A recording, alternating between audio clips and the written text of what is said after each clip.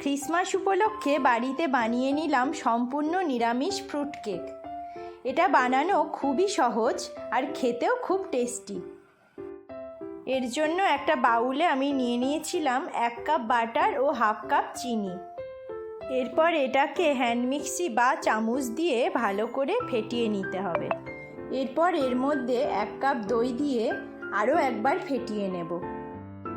দইটা ভালো করে ফেটানো হয়ে গেলে এর মধ্যে দিয়ে দেব 1 চামচ বেকিং সোডা ও 1/2 চামচ খাবার সোডা। এরপরে সেম কাপে মেপে নিয়ে আমি 2 কাপ ময়দা নিয়ে নিয়েছিলাম। এটাকে ভালো করে চালনি দিয়ে চেলে মিশ্রণটার সাথে মিশিয়ে নেব। দেখুন আমার কেক ব্যাটারটা রেডি হয়ে গেছে। এতে 1 চামচ বেকিং সোডা ও সামান্য লবণ দিয়ে আরেকবার ভালো করে মিশিয়ে নেব।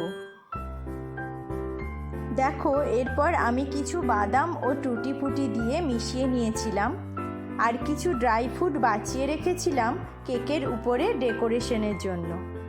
এবার মিশ্রণটা কিছুক্ষণের জন্য রেস্টে রেখে কেক টিনটা রেডি করে নেব। কেক টিনটাতে বাটার পেপার দিয়ে অয়েল ব্রাশ করে নেব।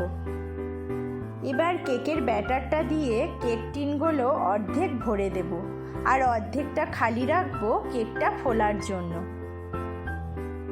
এরপর বাঁচিয়ে রাখা ড্রাই ফ্রুটগুলো কেকের উপরে দিয়ে সাজিয়ে নেব। এবার ওভেনটাকে 180 ডিগ্রি সেন্টিগ্রেডে 5 মিনিট প্রিহিট করে নিতে হবে।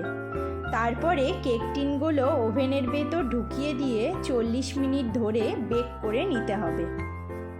40 মিনিট হয়ে গেছে, দেখুন আমার কেক রেডি। কেকটা দেখুন কি সুন্দর ইভেনলি কুকড হয়েছে। এবার আপনাদের কেটে দেখাই কেকটা কি সুন্দর সফট আর সুস্বাদু হয়েছে। সবাইকে জানাই ক্রিসমাসের অনেক অনেক প্রীতি ও শুভেচ্ছা। সবাই ভালো থাকবেন।